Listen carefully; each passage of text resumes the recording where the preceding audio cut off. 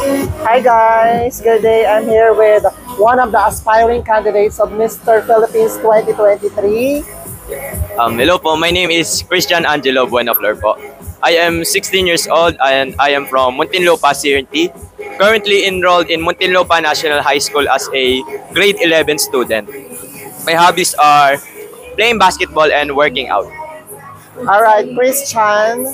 Yes po. Christian, what made you decide to join Mr. Philippines?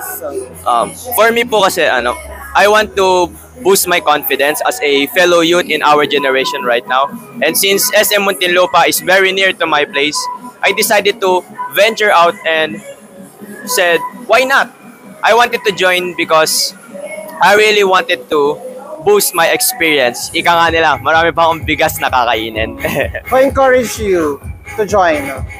Oh, those people who are around me, they really encouraged me to join because of them, they said, Christian, may itsura ka naman. Bakit sabi ko, hindi sumali ka dito, sabi ko.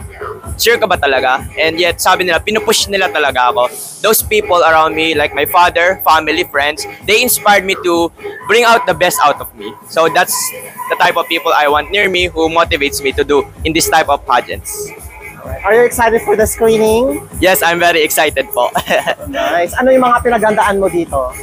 Mga pinagandaan ko lang naman po yung mga rampa po, tapos yung mga posing, especially yung pagpapalawag pa po ng stock knowledge ko para mas makasagot ako na maayos sa question and answer portion. May experience ka na ba sa mga pag-join ng pageant? Well, nakakasali naman po ako sa unang-una sa school-based pageants po. Doon talaga ako nasali.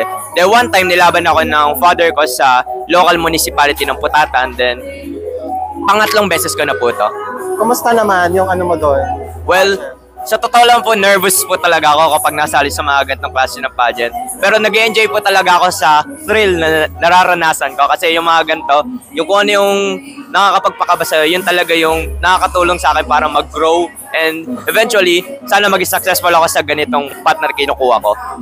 Kung sakaling papalarin ka na makuha ka as one of the official candidates of Mr. Philippines, ano yung unang hakbang mo tungo sa preparasyon mo dito sa Mr. Philippines?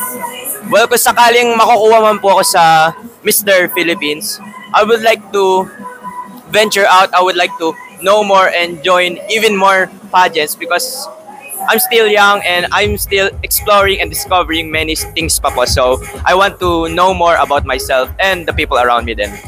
Alright, and ask support from your fans and supporters and as well as to your friends and relatives who are watching right now. Shoutout po sa mga taga Muntinlupa, MNHS main, mga kaklasiko. At sana supportan niyo po ako sa mga susunod kong upcoming events dahil hindi ito para sa akin, para sa inyo itong lahat. Nice. Thank you so much. And best of luck. Thank you po.